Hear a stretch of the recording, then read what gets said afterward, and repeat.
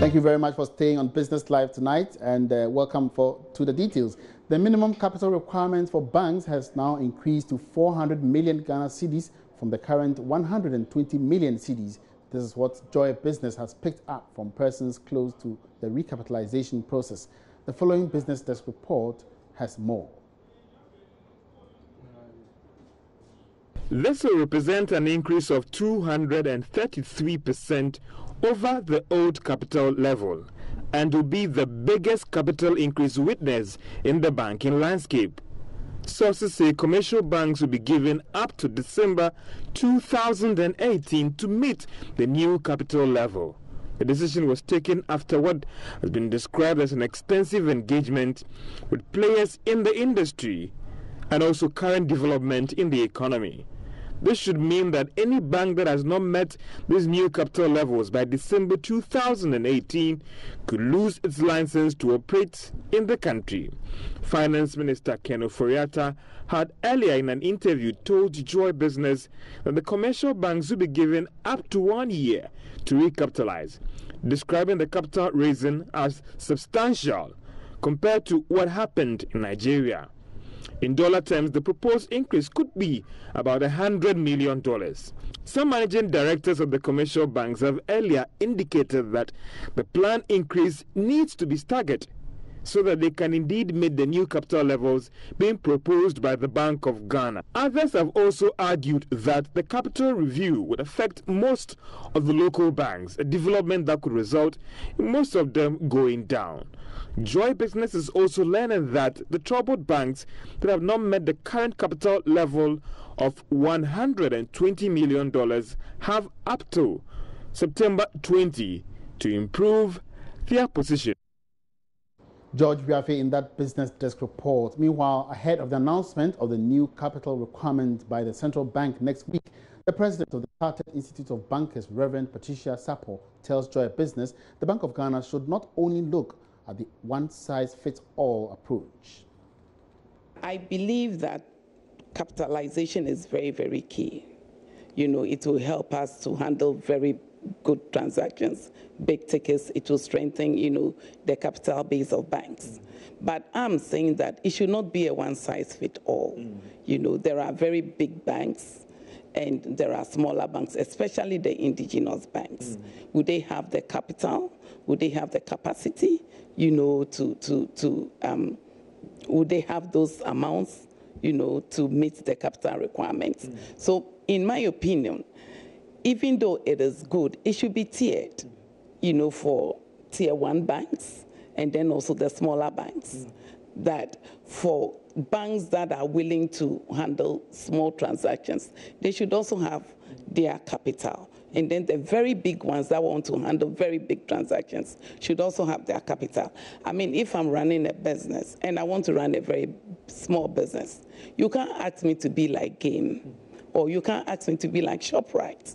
The fact that I cannot be like ShopRite does not mean that I cannot operate. So it's more, I believe, that it's more of the regulation. It is more of the measures that we put in place and the measures that the central bank puts in place, the monitoring of these things and ensuring that all banks comply. A managing director of Carl Bank, Frank Edu Jr., on his part, is worried about what would happen to local banks in this whole recapitalization process. Let me say that I am not averse to the requirement to increase the capital of banks. I think it's something that has to be done and should be done as quickly as possible. However, I'm also concerned about how we do it. Clearly, I think from what we are hearing, the increase or the new requirements would be significant. And when that happens, there's a possibility of the industry, so to speak, being hijacked by foreign investors. It's not necessarily a bad thing, but I think it's important that we recognize that we should still have indigenously grown and financially well-capitalized banks. I am not in any way suggesting a staggering or a differentiation as was done in the past, okay? But I think that should be kept in mind. It's clear that from the discussions this morning that we're probably also looking at a strategy where smaller banks will be forced to amalgamate, merge, etc. I think it's probably a cultural thing, and over time that people will come to realize that it's just business, and therefore we should be able to put 2-3 banks together.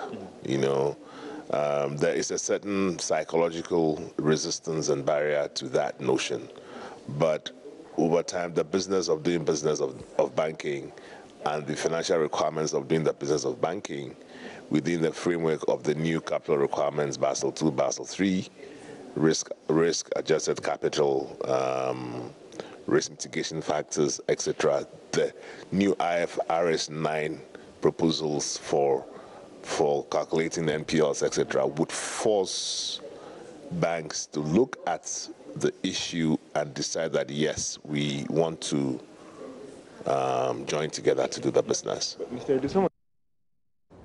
Now moving on to other stories, the Controller and Accountant General, Eugene Ofosuhene, has assured public sector workers whose wages and salaries were blocked last month for failing to validate their accounts through the electronic payment voucher system are now likely to receive their remuneration. This follows the influx of some heads of these public institutions to the Controller and Accountant General's department to get their staff validated. The Controller and Accountant General disclosed this in an exclusive interview with Joy Business. Ebenezer Sabuti has more in this report. The Controller and Accountant General's department suspended salaries of 7,000 workers in the public sector for the month of August. This is because their heads of department failed to validate statuses in their respective institutions.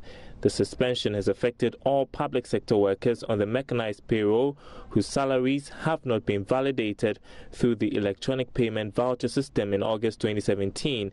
However, in an interview with Joy Business, Controller and Accountant General Eugene Ofosuhene explains all affected persons are likely to receive their arrears by the end of this month. Every worker of government is supposed to be validated, verified, validated by his head of department or head of the management unit. So if they are validated to confirm that they are legitimate staff, they are government staff, and indeed they are so, we would then go back and then work out the arrears and pay them. But ever since the announcement came out, have their heads come up with it? Many of them are now rushing. They are running, not even walking, coming back to us, showing evidence that they have gone back to do the validation. So for such issues or cases, we would pay them next month. But next month, the validation will continue. It's something that is done every month. Mr. Ofosuhene further explains the practice will not end until full compliance is achieved. It's not a one-off exercise. It is part of the payroll process. When we say payroll process, we start from inputting, we start from processing, we look at the validation before we finally prepare the reports and send the monies to the bank. So are those people likely to get double pay, so to speak? Not because double they pay. will have August and then September. Yeah, no, it's not double. When you say double pay, they will be paid for the month that that is August will be paid, and then they will also be paid in September if they are validated in September and in August. As we say, those 7,000 were not validated in August. If for obvious reason they are validated in September, then they will get their arrears of the August pay added to their September pay. And they'll be Mr. Ofosuhene spoke after a stakeholder consultation for the 2018 to 2021 government budget and expenditure. And in another development, the Controller and Accountant General has sent a strong signal to all contractors in the country to get approval from the Ministry of Finance and a certificate of automation before executing projects. Like I had already said this morning, the GIFMIS platform is the business process platform.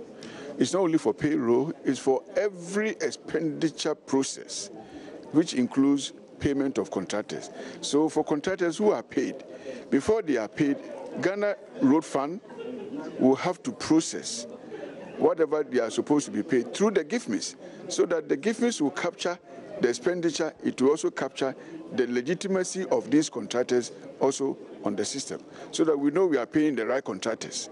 So the GIFMIS is a system or a platform that will make sure that nobody gets money paid outside the defined process system, which is the GIFMIS. So contracts that have already been awarded without the GIFMIS numbers and GIFMIS contract numbers, what happens to them? They have to go back and regularize it.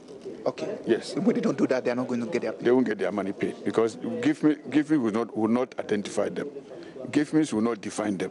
So you need to go back and regularize and then make sure that the process is defined, goes through the GIFMIS. Now, away from that, the Minister for Monitoring and Evaluation, Dr. Anthony Akoto, say is to crack the whip on ministries that fail to stick to their budgetary allocations. This followed a call from some stakeholders that the government needed to step up compliance with corporate governance practices. The minister spoke to Joy Business on the sidelines of the launch of a report on corporate governance by accounting firm KPMG and accounting institution ACCA.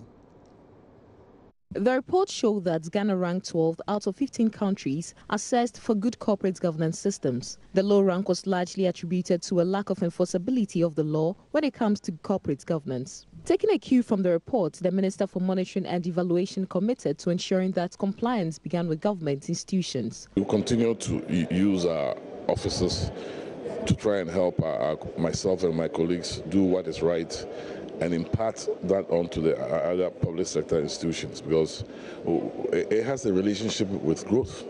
Like the bad corporate governance practices, usually you see that your growth is not sustainable. So we want to use the findings of the report. Ghana being 12 out of 15 is shameful.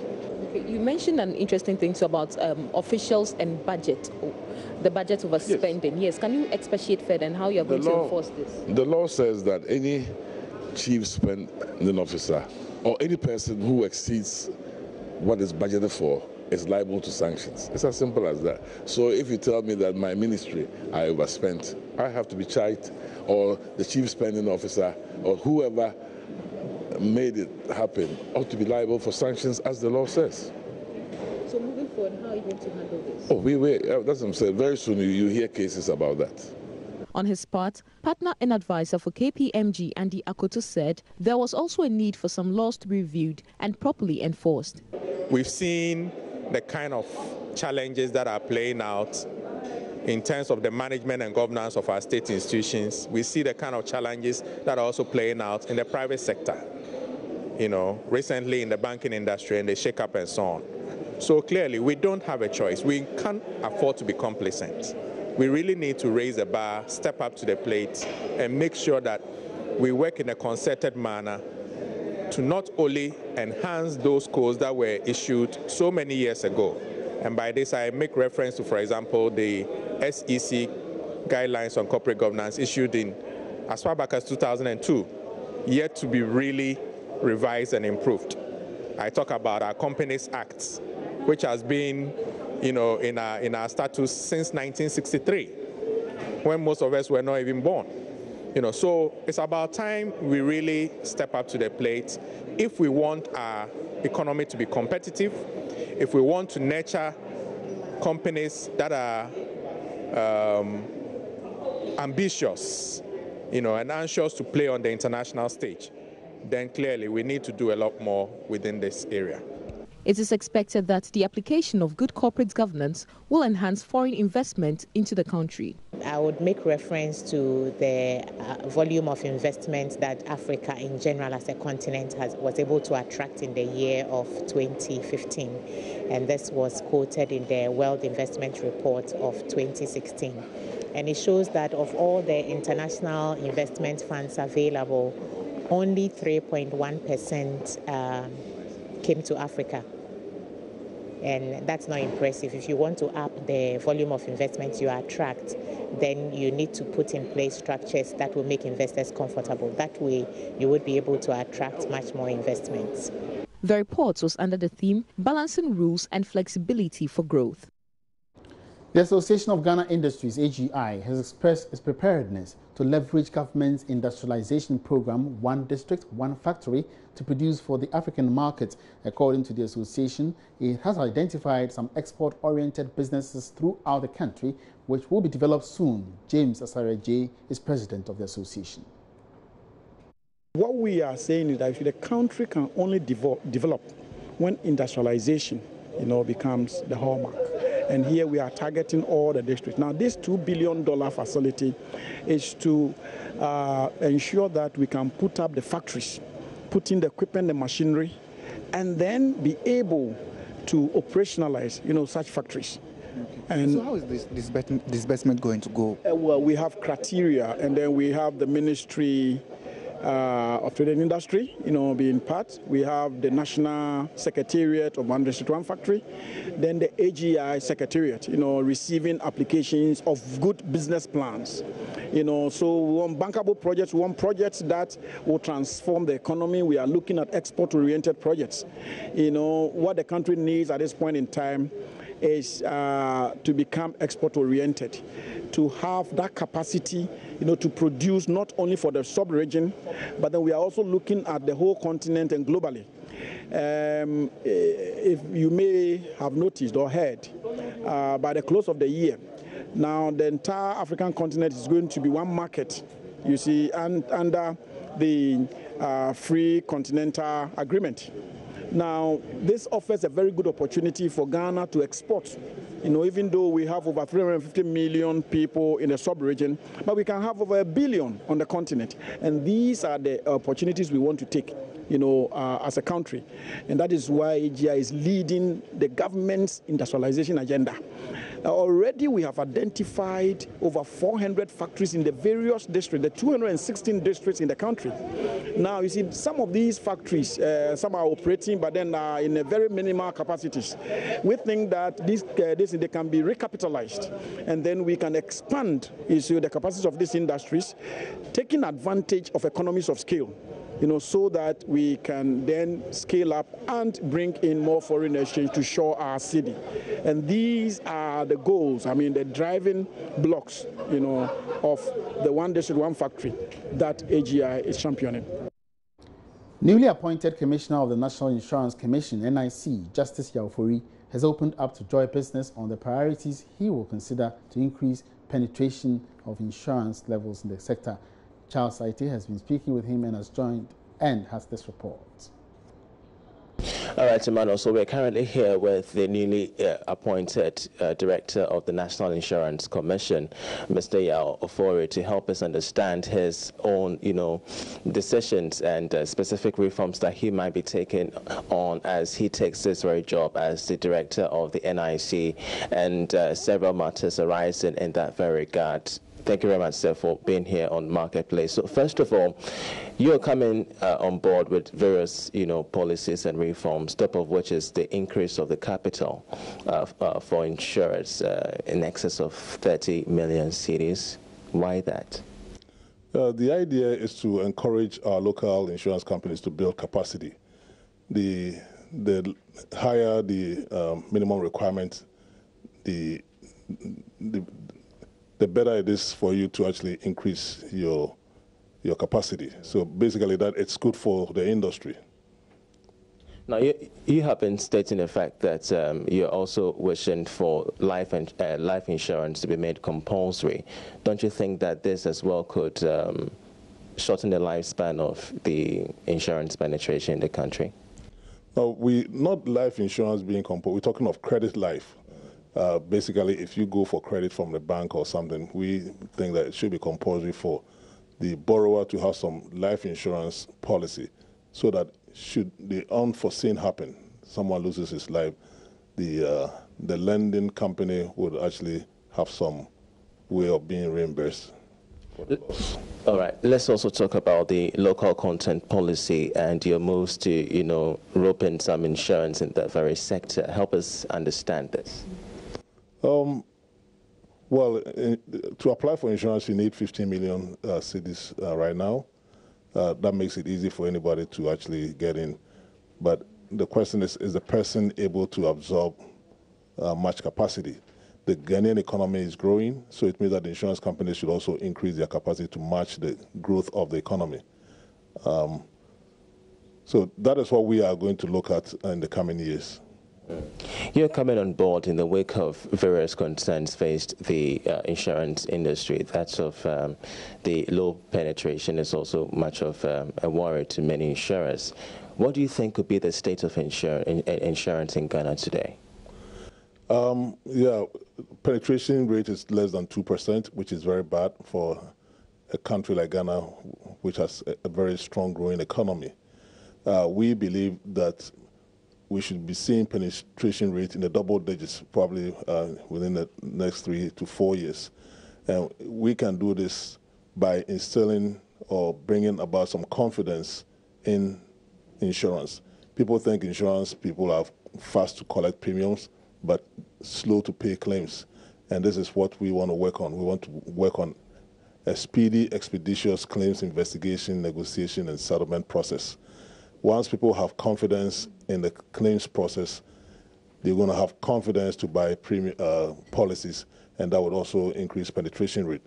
Secondly, we believe that we should concentrate on things like microinsurance, which is for the informal sector. We've all been thinking of the formal sector of insurance, but we should be thinking of the lower income people who form the majority of our economy. Ghana also being a country that depends mostly on agriculture, we should be looking at that area. So we have to strengthen the agriculture insurance. Once we do these three things, I think that penetration should be encouraging. We are to be expecting the bank assurance conference in the next few days. What are your thoughts on this? How do you welcome this? It's a good idea for insurance and bankers to work together. The bankers are selling insurance through insurance companies. There's always an insurance company behind what is being sold.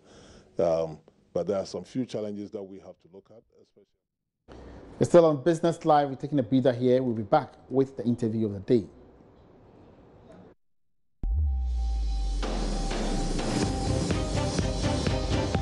Interview of the day. A Deputy Minister of Finance, Kweku Kwating, has assured businesses that all the tax policy measures promised by the government will be delivered within the 4-year mandate of the current administration. He said government has advanced plans to ensure charges at the ports and taxes on raw materials are reduced to the barest minimum for businesses.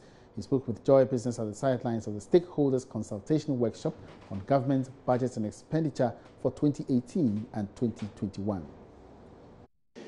The budget deficit we programmed into the 2017 budget statement will be preserved, and that is what we have done. And the response has been what any good economic management would suggest, that if you can't meet your revenue target, the remedy is then to revise your expenditures so that you stay within your deficit projections. That is what we have done. And therefore, it is important that before we do that, we have this kind of consultation representative of various stakeholders so that we prepare the budget bearing in mind things that are immediately of concern to them. But also, it allows us, these pre-budget engagements allow us to communicate some of the ideas we have for the 2018 budget statement so that we can get some kind of feedback. That is the point of the exercise, and so far I am pleased at the kind of engagements we are having. They will definitely enrich the budget that we will prepare and present to Parliament in November to take effect from the 1st of January 2018. Some businesses are not happy with the fact that he promised to do some tax cuts, but at least not all have been implemented yet. So what would be the response to them? Promised tax cuts in our manifesto. We have a mandate of 4 years. We have promised that we will deliver on all those tax cuts, but we have to be quick to add that we should be careful to manage these tax measures in such a way that they do not collapse the economy. So we regulate. We provided quite many tax reliefs in the 2017 budget. We will do some more in the 2018 budget statement, but we are careful to manage this in such a way that ultimately it would strengthen the economy rather than weaken it. So we ask stakeholders to exercise patience. We would deliver on all the tax measures we promised them in our manifesto and in the 2017 budget.